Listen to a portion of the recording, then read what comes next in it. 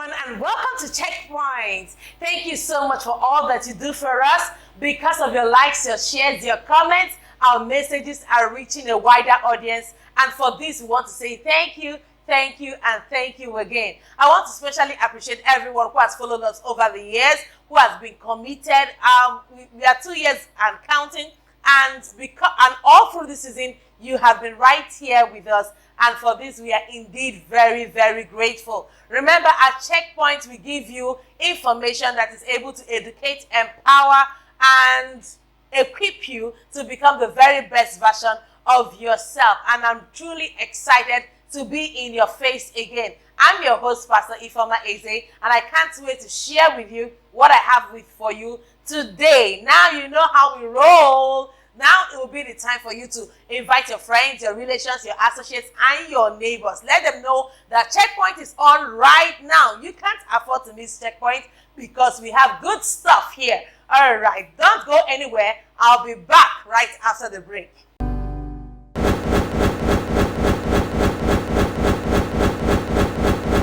All right, welcome back to Checkpoint. Now, today on Checkpoint, I have a very important topic for you. And today is not going to be like my other teaching days. So I just want us to discuss, all right? I don't want us to make the conversation very, very interactive. So my topic for today is simple. What makes a marriage successful? What makes a marriage successful? We've heard so much about having a successful marriage and stuff like that. But the question now is, what truly makes a marriage successful? Many people might have several ideas of what makes a marriage successful. And I'm sure that you out there, you have your own definition or your own description of what makes a marriage successful. So today we are going to be teaching ourselves together. Now see how we're going to roll. I'd like you to drop in the comment section. Yeah, drop in the comment section what you think. What makes a marriage successful? And that's how we're going to roll today, okay? So I'm just going to be sharing with you. Maybe not something that you have to just keep writing and writing, but then it's something that we have to just converse together, right? So this is a conversation. Take it as a conversation. So today we are having a conversation on what makes a marriage successful. What is your definition of success? Now, I know you have your own definition of success, so tell me right now in this comment section. But I'll share with you my own definition of success. My own definition of success is a couple being able to achieve the purpose for which God brought them together. As simple as that. A couple, my definition of a successful marriage is a marriage where the couple are able to achieve the reason why God brought them together. You will agree with me that couples are different. There are different marriages, there are different couples, and as a result of that, God's assignment for each couple will equally be different. So God's assignment for you as a married person, God's assignment for you as a husband and wife together might be different from what God has called my husband and I to do here on earth. And let me tell you this, it is very important that we don't come to the point where we begin to assume that my own purpose is more important than your own purpose, or your own purpose is more important than my own purpose. So let's get this out of the way. This is very important. We cannot come to that point where we begin to say, oh, because we are doing something very significant or very public, that our reason, the reason for God bringing us together as a couple will be more important than your own reason for God bringing you together as a couple. That is nonsense, all right? Every purpose is unique. Can we say it together? Yeah, you watching right now, type it in the comment section. Every purpose is unique. The fact that your own, it may not be as public as my own, does not make your own less valuable. So God brought both of you together in marriage. God brought my husband and I together in marriage for a purpose. And now, it doesn't matter whose purpose is more popular than the other. What is most important is that all these purposes are valid.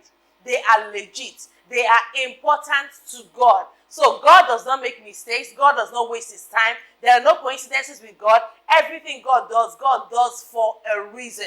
Okay? So I want you to believe this. And then with that, you'll be able to understand why we are talking about what makes a marriage successful. So back to our definition of what makes a marriage successful or what a successful marriage is. A successful marriage is that marriage where the couple are able to tune into God's plan for their lives and they are able to fulfill that plan for their lives. So with this kind of definition, we will agree that what makes purpose in marriage achievable is different for different couples. So ask yourself, if you're a married person out there watching this video right now, ask yourself, what is the purpose of God for this marriage? What is God's purpose for this marriage? What did God want to achieve by bringing me and my partner together in marriage? What did God have in mind?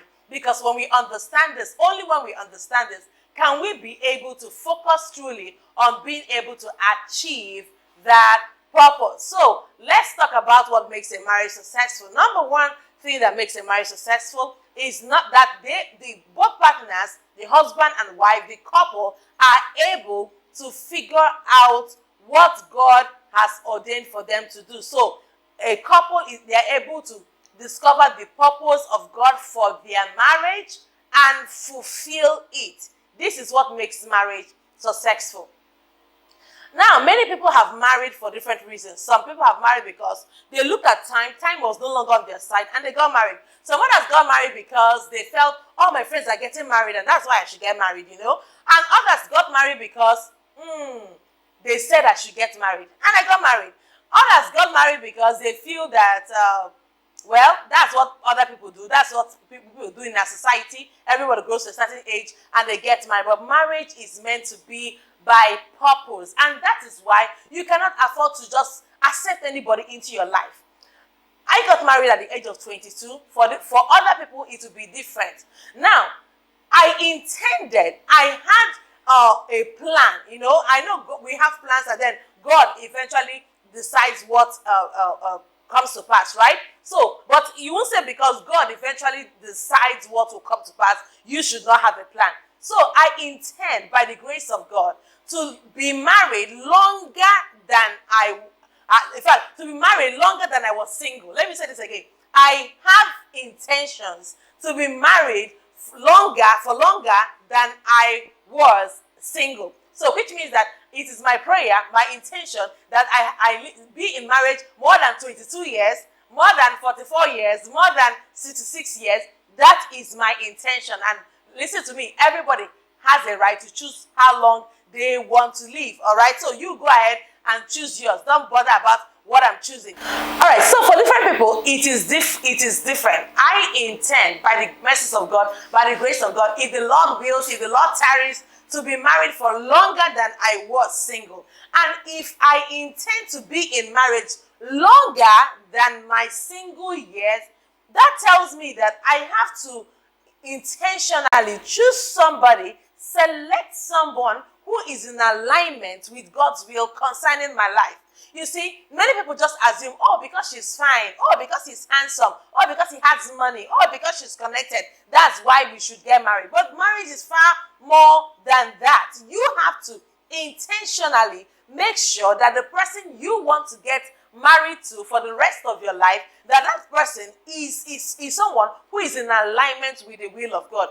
Is it not saddening that many young people especially, go ahead and just get married to whoever they want to get married to, and then eventually they come back to say, oh God, why? And stuff like that. When you do not carry God along in the first place, listen to me, things don't happen by magic, all right? Things don't happen automatically. This was one word that my mother pounded into my ears when we were much younger. She kept saying it over and over again. At the time, it did not make much sense. Over the years, it makes a lot of sense. What I'm trying to tell you is this. If you want a godly marriage, go and marry a godly man. Somebody came to me, walked up to me along last 2 weeks thereabout, and he was like, my fiancé has issues, and serious issues that at this point in our preparing to get married, I want her to pray. I want her to pray. She's not praying well enough because she has issues from her background and stuff like that.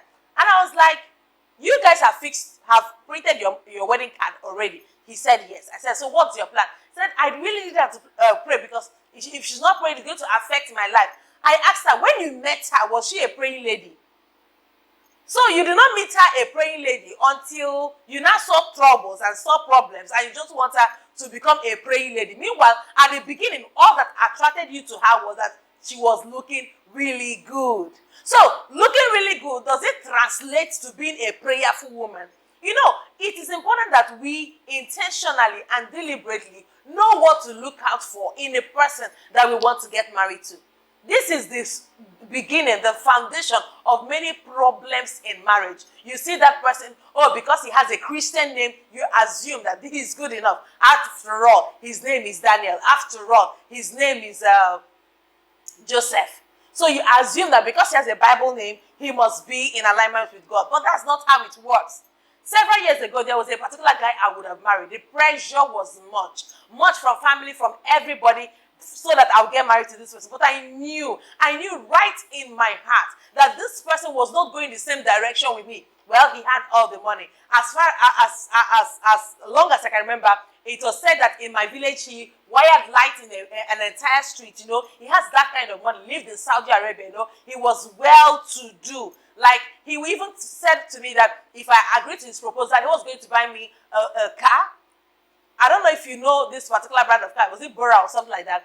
That he was going to buy me a car that I was going to use to go back to school as a student. See, as beautiful, as tempting as that offer was, I knew that my destiny was not connected with this guy. Because if I was going to be relevant in this life, I needed to be in alignment. You know, the pressure was so much. Everybody was like, oh, if you say he's not born again, convert him now. What is the essence of your being born again if you cannot pray for him and convert him and make him born again? But I knew that this guy might get born again for my sake, which means that he is giving his life to me. He's not giving his life to Christ. And these are two different things.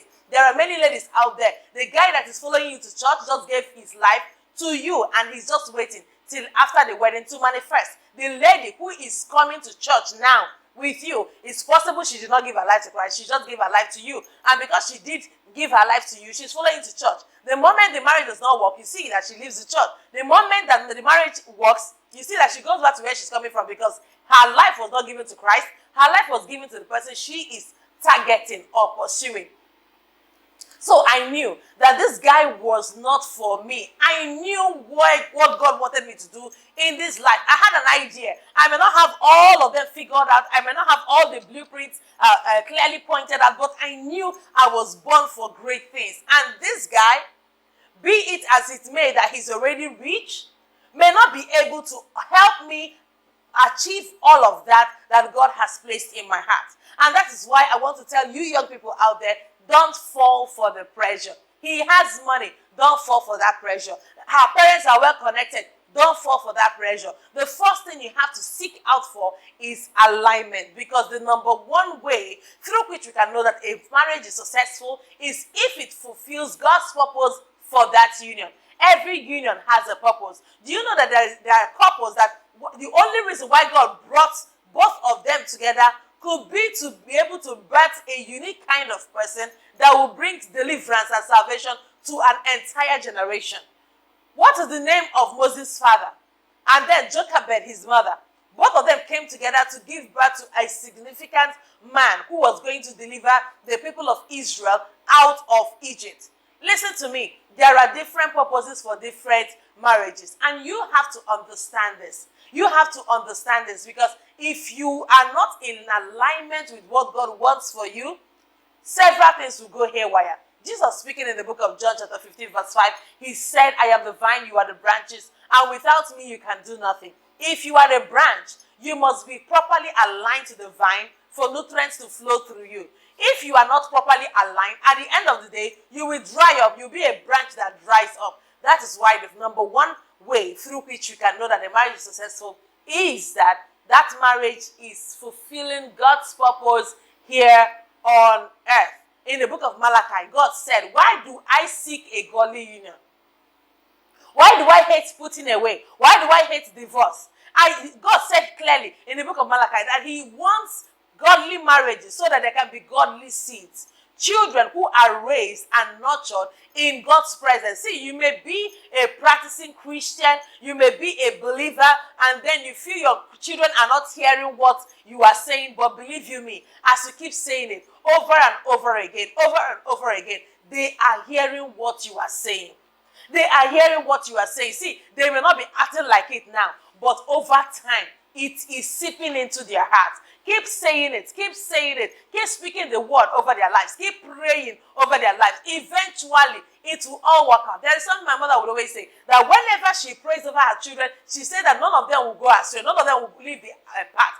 And eventually, no matter how far they go, they come back to that path. Is that not why the scripture aligns with that particular statement, saying that train up a child in the way they should go, and when they grow up, they will not depart from that way? Listen to me. You might be saying, I am trying, I am doing my best, but the children are not listening to me. I am trying, I'm doing my best, but they are not hearing. One thing is sure, if your lifestyle is right, and you are modeling that godly character for them, don't worry about it. Whatever it is you are saying, they are hearing it. A day will come when they will find themselves in a very tight corner, in a place where they're not supposed to be. The Spirit of God will minister to them, and they will hear, because their conscience is well alive because of the investment you have made concerning their spirituality. So let's jump from that one and go to number 2. How do we know that a marriage is successful? Number 2 is that there is effective communication in that marriage. I have said this, and I've said this before, that communication is the lifeline of every marriage. Communication is the lifeline of every marriage. Every marriage needs effective communication. Listen to me. The fact that you are talking does not mean you are communicating, because communication has to be in line with the way the person understands. Assuming I say I am communicating with you, I am speaking, right? Speaking is a form of communication, and then I say something like Wutu Karabasha. What does Wutu Karabasha mean? You don't understand, because it is not a language I communicate. It is not a language you can understand. That's why the fact I communicated. That is why some couples are speaking in that kind of strange language. You are speaking languages that your spouse is not understanding. We cannot say that communication is complete until there is effective feedback. Let me say this again. Communication is not complete until there is effective feedback. If you are listening to me, I'd like you to type it in the comment section. Communication is not complete until there is what? Effective feedback. In communication, there's something we call encoding, and there's what we call decoding, and then there's what we call noise before and filters before we have feedback. Now, to encode a particular communication means that you know who you are talking to, and then you decide what kind of language will I use to speak in the way that this person I'm talking to will be able to understand what I am saying. That is encoding. You choose the language, you choose the tone of voice, you choose what you to say that in a way that the person will receive it. The next one is decoding. Decoding happens to the hearer. The hearer now hears what you have said and makes meaning out of it. Now, it's possible that you tell somebody, good morning, and then you tell another person, good morning. What the person makes out of that good morning is decoding. So it might just be the same words, good morning and good morning. But the difference is that one has a harsher tone of voice. So the response of the first person will be, good morning. You say good morning. Like, that's the response, okay? But for the second person, good morning. So this kind of good morning you're greeting.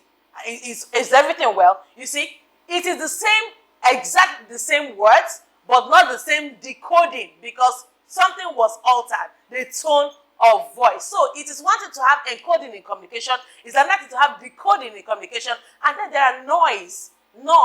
There are different kinds of noise. This noise can also be called barriers, okay? It could be a physical barrier, something around that is not allowing the person to hear you well.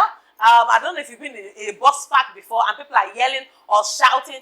That kind of noise may not allow you to hear what somebody is saying. Even in marriage, it does happen. Maybe the generator is on, maybe the children are crying, maybe something fell, maybe the food is burning, and because of all of this, you could not hear what your partner is saying to you. There are also barriers that we call physiological barriers. Maybe somebody is having a headache, somebody is sick, one of you is not feeling well, and then the other person is trying to communicate something because the person is already having symptoms in the body that is not making the person okay. The person may not be able to hear you and understand what it is you're trying to say. That's called a physiological barrier. There are different kinds of barriers. There are cultural barriers. There are several other kinds of barriers that this particular video is not going to be able to capture, because our topic today is not communication. So communication is just one out of what we're trying to say. So before we now have feedback, so the kind of barriers that exist may affect your feedback. The kind of decoding that the person has may also affect your feedback. So we say that communication is not complete until there is what? Feedback. So couples should learn to communicate. There are couples, you when you go out, you laugh with everybody, you crack jokes with your colleagues at work, but at home you're not able to communicate effectively. So when to communicate is key. How to communicate is important. The words to use are important. As important as communication is, many people might say, oh, what's there? Is it not just talking and the person hears? It is much more than that. There is a time you talk to your spouse will not understand what you are saying. There is a time you talk to your spouse will read meaning into what it is you are saying.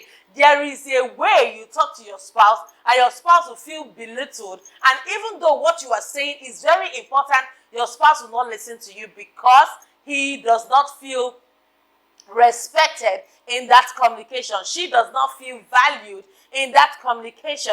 And there is a how to communicate. When you communicate with your spouse, remember that both of you are not against each other. Both of you are in the same team, fighting the same devil. All right? So this is something you have to understand. There are couples that communicate as if they are both of them are the enemies. All right? The partner you are living with is the devil. So you talk to her like she's the devil. You talk to him like he's the devil. That is not right for your family. Please take note of that. Remember that it is both of you against the world. Both of you against the devil. Both of you against your challenges. And when you are in the same team, talk like people who are truly in the same team. So let's move on from this point and talk about another thing that makes marriage truly successful. Number 3 thing that makes marriage truly successful is what I call commitment. Commitment. You have to make up your mind that marriage is not a sprint. Marriage is a marathon. Marriage is not a sprint. It's not a 100-meter dash. It is for life. When you come into marriage with this kind of mindset, oh, let's just get married. If it works well, we'll work it out. If it does not work, I step out. See, if you come into marriage with the mindset that if it doesn't work, you step out, truly, it will not work so that you can step out. Because marriage will test you. It will try your patience. It will try everything that you've got. In fact, as a matter of fact, it will try your faith. A time will come, even in marriage, even in the best, in the sweetest of marriage, when you feel like crying, when you feel like, oh God, what is this? I don't want this in my marriage, but you are seeing it. That is a time when your faith has to be built up. That is a time when your resilience has to show. That is a time when you have to make up your mind that no matter what happens, we're going to work this out. We're going to figure this out. It does happen. Commitment. Commitment to building the marriage. Commitment to making the marriage work. I have told people time and time again. A woman came to me one time and she was like, I have done everything to make the marriage work. And I said, are you the only one doing everything? He said, yes, so I'm the one. I am making effort. I am doing that, but he's not doing anything. And I told her, honestly, that marriage will not work until he is willing to do something about it. Because no matter how committed you are in a relationship, just one person in that marriage, it takes 2 to make any marriage work. Let me say this again. It takes 2 to make any marriage work. And it takes 1 to destroy the marriage. That's the unfortunate part. You know, it is easier to destroy than to build, right? So it takes 2 to make every marriage work. It takes 1 to destroy the marriage. If you heard me loud and clear, type it in the comment section so I know that you are together with me. All right? It takes 2 to build a marriage. If any marriage you see that is working, the man is doing something to make that marriage work. The woman is equally doing something to make the marriage work. If only the woman is doing something and the man is not doing something about the marriage, that marriage will fail. If only the man is doing something about the marriage and the woman is not doing anything about the marriage, that marriage will still fail. All right? So you can't afford to do stuff like that. So it takes 2 to build a marriage, and only one person can single-handedly destroy a marriage. So commitment is key. You have to be committed to make it work. You have to be committed even when you don't feel like. Do you know that it is only in marriage that you give love when you don't feel like, when you don't feel so lovable? All right? You sacrifice when you are the one who needs all the attention. You sacrifice money, you sacrifice time, you sacrifice love, you sacrifice so many things when at that very moment, you are the one who needs all of that. So commitment is essential. Commitment is key. Commitment is important to make every marriage successful. All right? All right. So let's talk about another thing that makes marriage truly successful. Understanding. It may look like what I've said before, but it's different. Understanding is that you understand where your spouse is coming from. Do you know that a major way to resolve conflict in marriage is to understand your spouse? Many spouses, when they are quarreling, they quarrel like they are strangers. But do you know that there are times when your spouse says, I am fine, and you understand that this I am fine is not really fine. That this way, he said, I am okay. He's really not okay. Understanding is so important. It is important that couples understand. Look beyond the actions of your spouse and look at the intention behind the action. There are some times you may ask your spouse for something and your spouse says no. Sit back and ask yourself, why is he saying no? Why is she saying no? They're not saying no because they necessarily hate you. He's not saying no because he necessarily hates you. She's not saying no because she hates you. It's possible that there is an intention behind that action. So sit back, relax, and find out what is the intention behind this no. Why is he saying no? Why is she saying no right now? These things are important to help your marriage, to make it work. How can your marriage work when every time you are suspecting him, suspecting her, suspecting everything they are doing? That is not a way to survive in marriage. That's not a way to thrive in marriage. Sometimes look beyond the action and look at the intention. When he says no, when she says no, when he is not willing to do a particular thing, figure out why are they not coming up on board? Why are they not coming up to do this particular thing? Is it possible that something may have happened?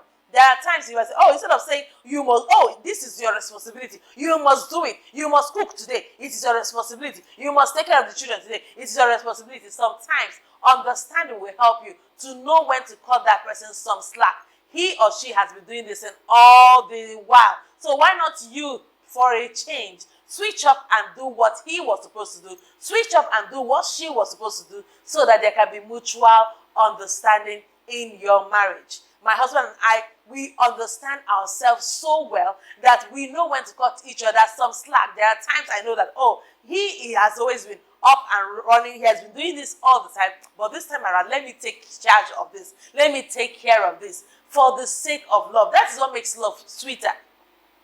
When you're expecting everyone, oh, this is your lane, that is your lane, stay in your lane, do what you're supposed to do, it's tiring, it's exhausting. And we too are human beings. A time will come when we are tired. A time will come when we are not able to pull ourselves up to do what is needful. But in such times when you have an understanding partner, what happens is that the person eventually helps you and takes up that responsibility for that time being so that you can breathe a little. So this is very, very important. Remember we're talking about on the topic, what makes a marriage successful? I'd like you to put in the comment section, what are your thoughts? Today, I cannot give you an exhaustive thought. I cannot give you all I think that makes a marriage truly successful. But one thing I do know is that there are several things that I may not be able to cover in this video. And that's why I'm asking you, anyone you think, just put it in the comment section. I'll take note of it and we will learn together. All right? So we talked about being able to fulfill God's purpose for your marriage. We talked about being able to communicate. We talked about being committed. We talked about showing understanding to each other in your marriage. And these are some of the things that makes a marriage truly successful. Are you understanding what we're sharing here today? I hope you do. So let me share maybe the last one or the second to last one, as time permits me, on what makes a marriage truly successful. Another thing that makes a marriage truly successful is in both partners trying hard to make sure that you bring out the best in your spouse. You have to intentionally bring out the best in your husband. You have to intentionally bring out the best in your wife. All this belittling happening here and there, all this jealousy, envy. How can you be envious of your wife? How can you be envious of your husband? This is a terrible attitude that we are seeing in this generation. How will you say you are married, and you are jealous of your husband prospering, and you're jealous of your wife prospering, are both of you no longer on the same team? There is wisdom that is necessary in order to make sure that you bring out the best in your spouse. Every married person, hold your ears and listen to me. Sit back and ask yourself every day, what can I do today to make my husband better? What can I do today to make my wife better? If you're not asking yourself this question, your marriage is not working at all. Quote me anywhere. Quote me anywhere. If you are not sitting down to ask yourself, what can I do to make him better? What can I do to make her better? Your marriage is not working at all. Sit down and write it. Type it in this comment section. Post it everywhere. Because one through evidence that your marriage is working is that you sit down and ask yourself, how can I make my husband better? How can I make my wife better? This is the level that he has gotten to. What can I do to make him better? And you, as a wife, this is level my husband is getting. What can I do to improve, or help him improve? As a husband, you sit down. This is level my wife has gotten to. What can I do to push her forward, to make sure that she's doing better than she is already doing? If you're not asking yourself this question, something is wrong somewhere. Something is wrong. Your marriage is not working. Quoting anywhere. Because the only way we know that this marriage is truly successful is that both of you are making yourselves better. The Bible even says it. That two are better than one because they have a good reward for their labor. Bible says again that one will chase 1,000. Two will chase 10,000. Did you hear it? Two will chase 10,000. How did 1,000 become 10,000? Because there is synergy in energy. There is synergy in energy. If both of you come together, both of you should get better on every side. Marriage should make you better.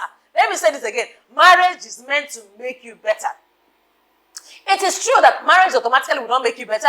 It is true that if you come into marriage expecting marriage to just make you better without putting in the effort, it will not work. But it is also true that when you marry the right kind of person, when your marriage is truly successful, both of you will look for ways to help each other to become better. Even if it's not by physically contributing or directly contributing, indirectly giving him peace of mind, indirectly giving her an environment to flourish is more than enough.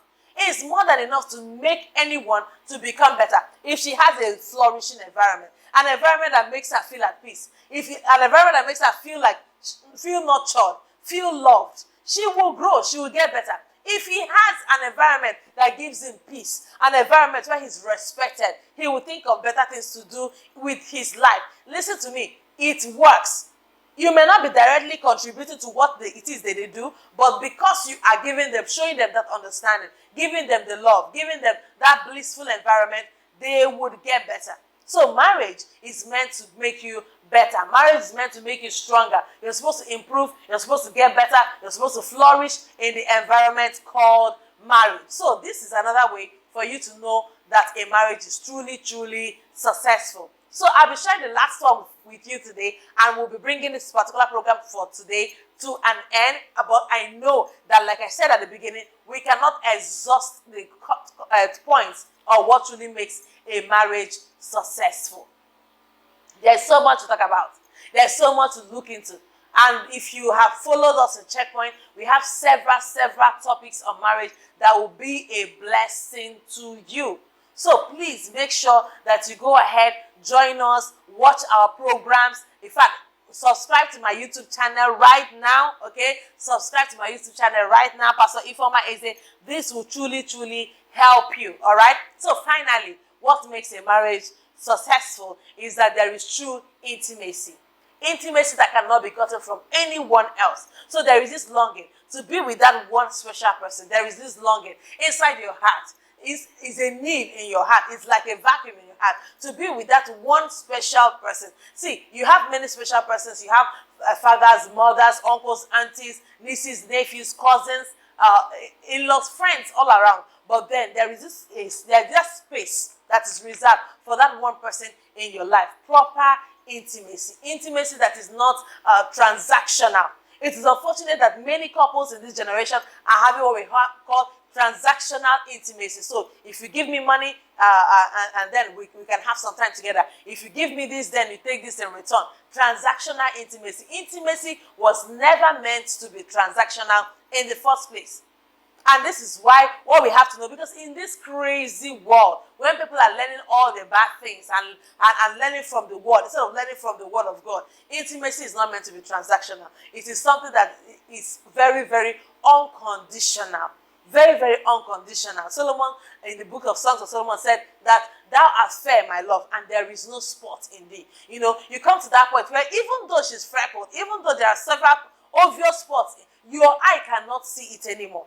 Because love covereth a multitude of sins. Love covers a multitude of offenses. Love covers a multitude of flaws. So that intimacy is very, very key and very, very essential in every marriage. So please, I want you to avoid this transactional kind of marriage where you have to expect something in return for every good thing you do for your spouse. That should not be so. I'm not saying that if you professionally assist your spouse, maybe in their office, maybe you're an accountant and then you do an accounting job in his office, he should not pay you. That one is not part of the transactional I'm talking about. He should pay you because you are a qualified professional accountant, so he should pay you as an accountant. But please, for a couple, nobody should have to pay you to be a good wife. Nobody should have to pay you to be a good husband. Nobody should have to give you something in return for being a good husband. Nobody should have to give you something in return for being a good wife, because intimacy is truly, truly unconditional and not transactional. I hope you're able to get value. Today's video is really short, but these are the few things I decided to share with you today on Checkpoint. I have a trip this weekend and it's been wonderful, and I trust God that God, through these little words of mine, will be able to help your marriage and help your relationship to grow and blossom on every side. So these are the few things I thought to share with you today on Checkpoint. And until I come your way again, keep making a positive, indelible mark in the lives of people and on the sands of time. I love you so much. Bye-bye for now. Mwah.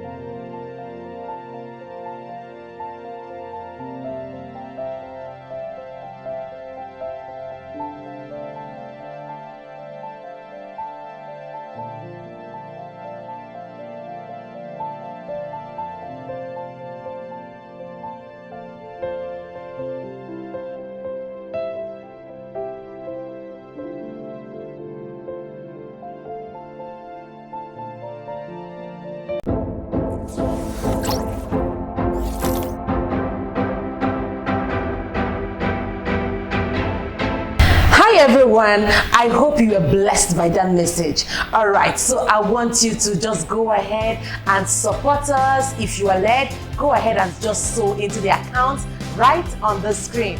And I know that as you do that, God will bless you big time. Because of the seeds you are sowing, you will be able to reach a wider audience on different platforms. So please do well to sow that seed and God will bless you. Love you.